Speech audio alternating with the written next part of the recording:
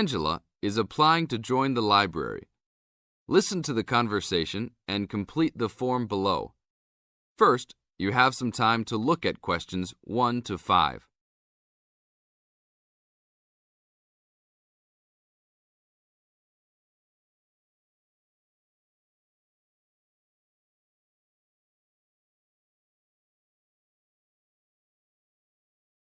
Now we shall begin.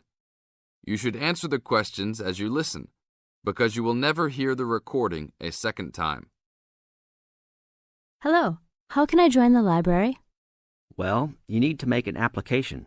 Would you like to do it now? Yes, if I can. One moment and I'll get the form. Now, I just need to ask you a few questions before you sign at the bottom. Okay. Your full name, please. Angela Mary Price. Price? Yes, that's right.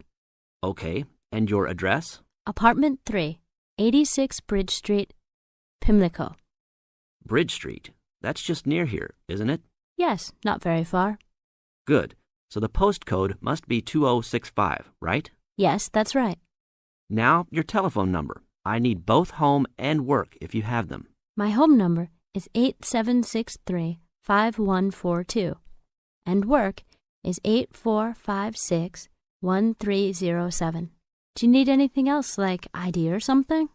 Yes, your driver's license will do, if you have one. Right. It's easy to remember. I know it by heart. 4040AC. I'm afraid I'll also need to see it. Okay, here it is. Thanks. And your date of birth, please? 24 March 1981. Okay, thanks. That's the most important part completed. But if you don't mind, I'd also like to ask you a few questions for a survey we're conducting. Yes, that's okay. Now you have some time to read questions 6 to 10.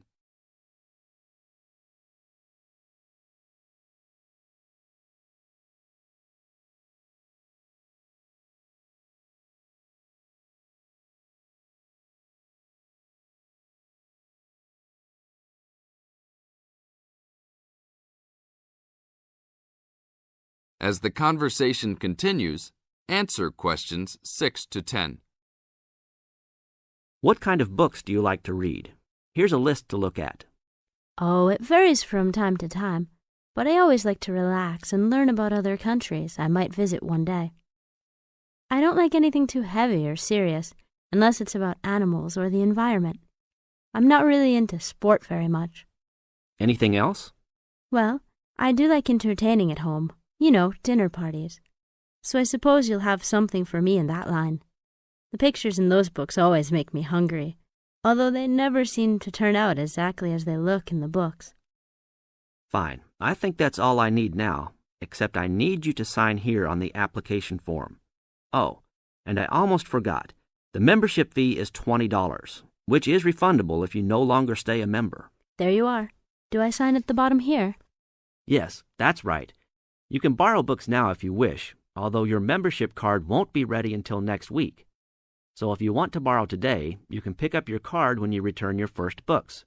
That's if you want to take some now. I think I will, but I'll have a look around first. Okay, take your time.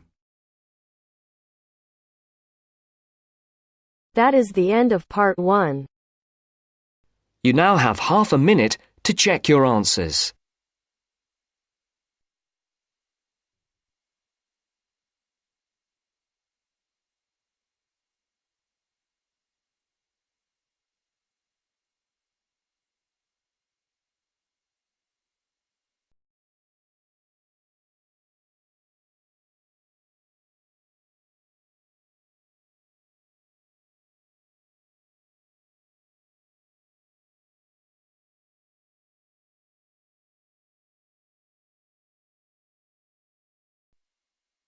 Now turns to part 2.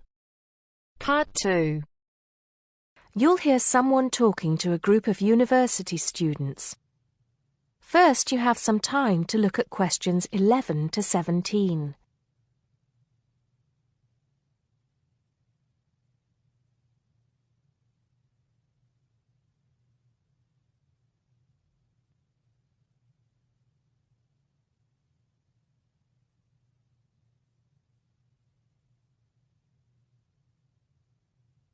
Now listen carefully and answer questions 11 to 17. Good morning, everybody, and welcome to Upton University. I hope you are settling in and beginning to find your way around. I know how confusing it can be when you start life at university, and that's why we have Freshers Week to help you find your feet. Before I go any further, I should perhaps introduce myself. My name is Sally Jackson, and I am the Secretary of the Students' Union, which has organized this week of events for you. You will usually find me in the office on the first floor of this building when I'm not attending lectures. Anyway, down to business. Of course, there are a few things that you are obliged to get done during your first week here. But once you've opened a bank account, if you haven't got one already, seen your director of studies to discuss which courses you are going to take, and signed up with a doctor, there will be plenty of time left to enjoy the events we have arranged for the week. And have we got a lot lined up for you? Throughout the week from Monday to Friday, every morning starting at 10 a.m., there will be orientation and welfare events. These will include tours of the campus, which, as you have probably noticed, is the size of a small town with 9,000 residential students, as well as sessions on developing study skills. We also have tours of Upton itself arranged for you, with a bus leaving from outside this building every afternoon at 5 o'clock. There are a number of interesting things to do and see in and around Upton, so you can expect visits to the castle and museum as well as the popular Ghost Walk. You'll need to sign up for this one, as numbers are limited. Just put your name on the list on the notice board in the entrance lobby. An important event is scheduled for Monday, that's the day after tomorrow, when we will be holding the academic fair. This is an opportunity for you to speak to students and academic staff about the courses that are on offer. The academic fair starts at 1 o'clock, by the way. There are a couple of other fairs that I think will interest you. First of all, we have the Societies Fair on Tuesday the 16th, which I think is an absolute must.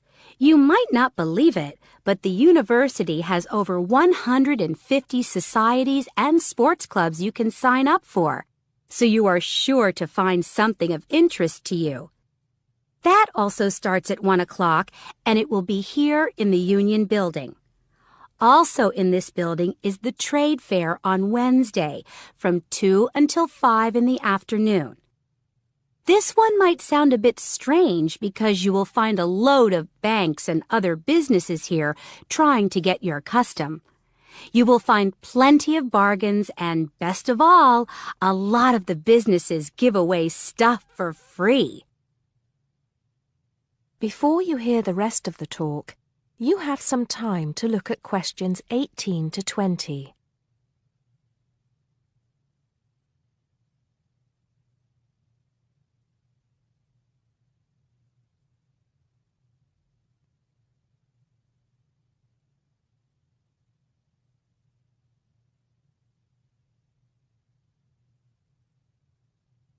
Now listen and answer questions 18 to 20. We've also got a great entertainment program lined up for you, starting tonight with our welcoming party. We have a top band lined up for your entertainment, but I'm not allowed to say who they are. All I can say is that I am sure you will not be disappointed. So come along to Blackmore Hall at 9 o'clock this evening to get your university experience off to a flying start. Just one point. I'm afraid this event is limited to freshers only. Because of space restrictions, you can't bring a friend tonight. Sorry about that. There's more fun and games on Monday in the Cotswold Theater here on campus. We have booked two of the cleverest comedians in the country, Paul Frazier and Jenny Brown, for a 3-hour show. Paul has assured us that he and Jenny have packed the show with new material, and as they always get rave reviews for their shows, I think we can look forward to an evening of great entertainment. That's in the Cotswold Theater on Monday evening at 7:30. Moving along a bit, on Thursday there is an important date for your diaries. This is the official Freshers opening ceremony, when the Dean welcomes you to Upton University. So remember, Thursday the 18th from 2:30 to 3:30 in Blackmore Hall. You certainly should go to this one, and by the way, light refreshments will be available. At the end of the week, on Saturday, you have the chance to dress up in your smartest evening wear for the official Freshers' Ball. Actually, although it's called a ball, it is quite a relaxed affair, so we are more than happy if you turn up wearing jeans and a t-shirt. The important thing is to relax and enjoy yourselves. Time and place are the same as for this evening's party. Blackmore Hall from 9 in the evening to 3 o'clock in the morning. Right. I think I've covered the most important and exciting events we have lined up for you, but there will be plenty of other things going on throughout the week, so remember to check the notice board in the entrance lobby regularly. Enjoy the rest of the day, and I look forward to meeting as many of you as possible this evening at the welcoming party. That is the end of part 2. You now have half a minute to check your answers.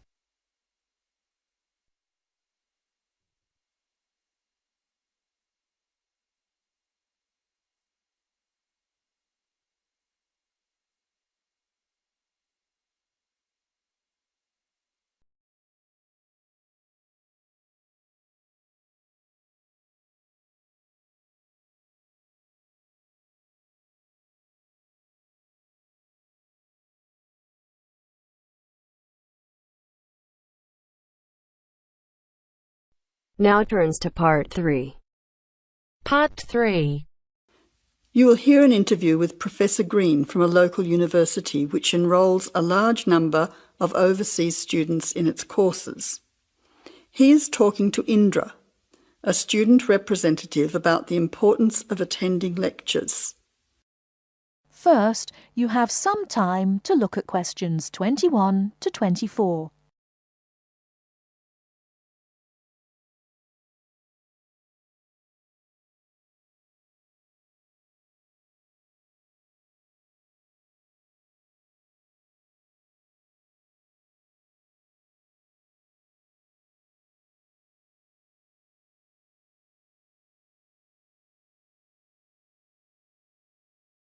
Now, listen carefully and answer questions 21 to 24. Good afternoon, Professor Green. Thank you for your time today. I wonder if you could explain why you think it is important for us to attend lectures in a course that we're studying. Well, despite the increasing dependence on online communication these days, I do think it is important. Apart from delivering the content of the lecture itself, I believe that there are some general communication benefits from having large groups of students together in one place. For lecturers, it is an opportunity for us to address many students together at one time. For students, it helps you to feel part of the wider learning community who are following the course. You can interact with each other both before and after the lecture to discuss the ideas and content, networking with each other and comparing your notes. But isn't most of this achieved, as you said, these days through online communication? Well, lecturers do communicate with students online, of course, but we usually only give a summary or notes of the lecture, so there are significant differences. When you go to lectures, you get more of an insight into what the lecturer considers important. We give additional commentary and anecdotes, and by voice emphasis, we can alert you to the key concepts, theories, and issues of the subject. By not attending lectures, you might miss crucial information about what we are expecting in an assignment. You know, these extra things can make a difference. Okay, but there are tutorials. There is a lot of interaction between students and lecturers in tutorials. Can't all this be done in tutorial discussion groups instead of having lectures? Yes, to some extent. But during lectures, the lecturers can sensitise you to the debates and the controversies that are dealt with in the literature. This can help you think more critically about the subject. So then, when you come to the tutorial, you'll be able to come with some questions and ideas for discussion. The result of this is that the tutorial class will be more beneficial for everyone who attends.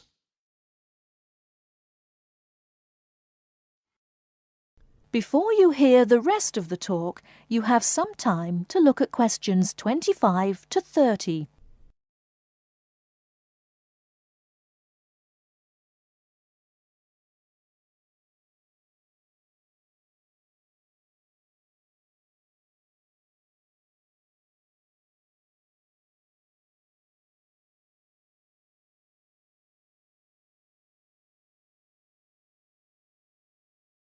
Now listen and answer questions 25 to 30.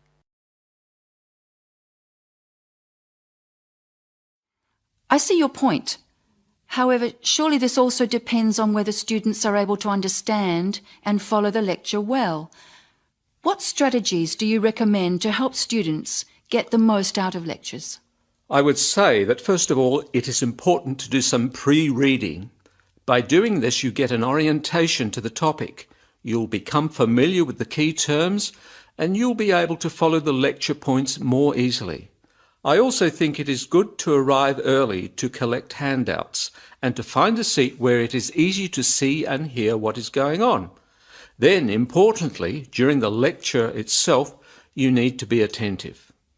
I know from experience that it is often difficult to be attentive. What can students do to improve their attentiveness during the lecture?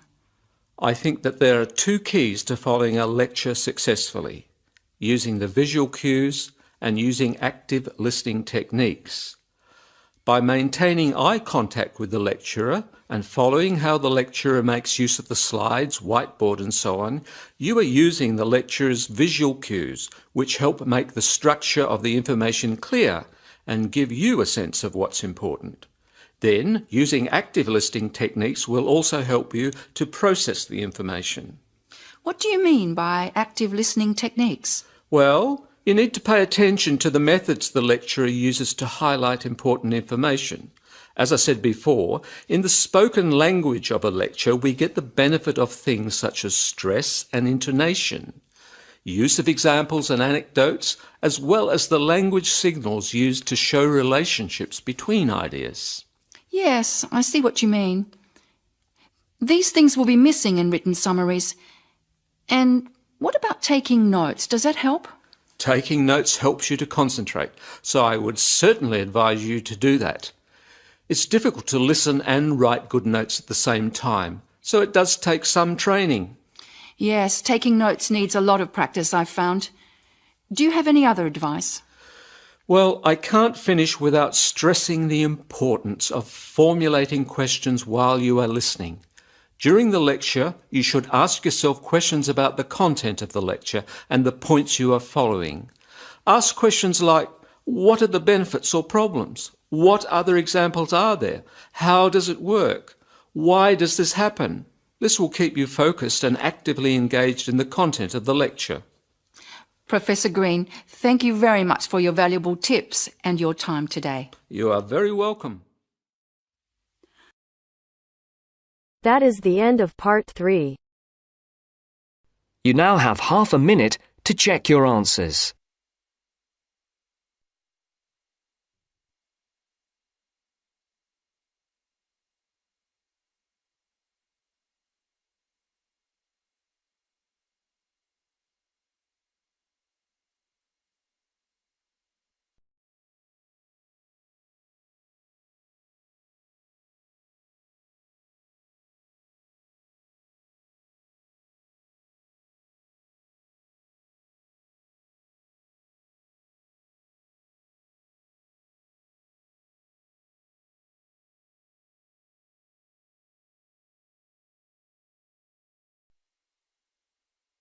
Now turns to Part 4.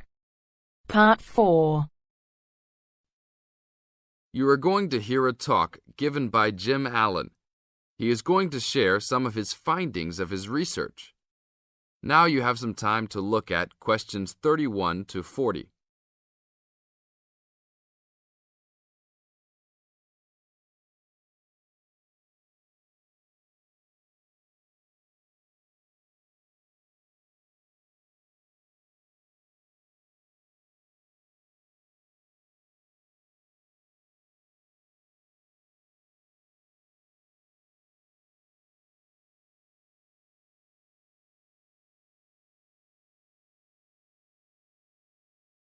Now, listen carefully and answer questions 31 to 40.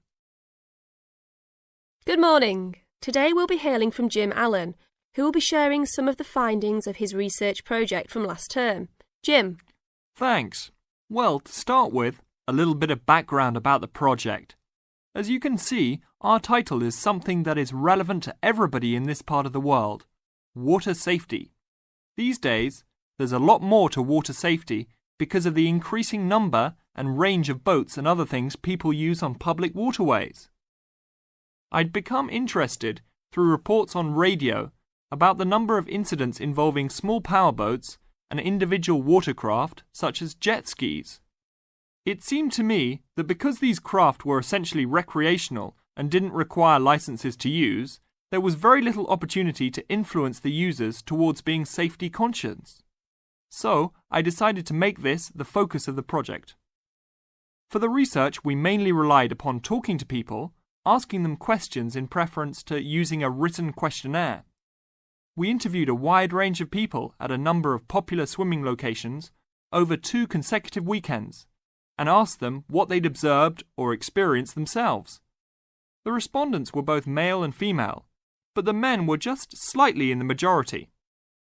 We were pleased with their willingness to talk about the subject, and all told, interviewed 145 people over the 2 weekends. So, what were the findings? As you can see, 86% of people reported having had some type of problem. A surprisingly large percentage, 27%, commented that they had found it necessary to shout at an offending powerboat, but the main type of problem was the deafening sound that some of the boats made. On occasions, this led to swimmers deciding to move to another location. So what strategies did people adopt to ensure their own comfort and safety? Let's have a look at the figures. First, it was noticeable that there were often distinctly different answers between men and women. It was mainly the women, for example, who said they should try to choose places where boats couldn't go, whereas it was usually the men who said you shouldn't have to move if you were there first, so you should shout at them if necessary. Both men and, it was women who said you should call the authorities if the situation gets too dangerous or the powerboat drivers are acting irresponsibly. Then, I had thought it would be mainly women, but both sexes made the point that above all, it's important to get children away from any possible danger. Men were very aware that jet skis could be unpredictable in inexperienced hands. They also made the point that it's much safer to have your car nearby and clearly visible to any watercraft if you're swimming in a relatively remote spot. Finally, wearing visible clothing, men didn't think it was quite as important as women, but both gave it a high safety rating. When we asked them what they thought the government should do to help solve the problem,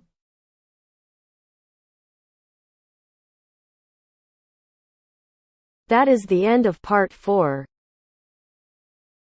You now have half a minute to check your answers.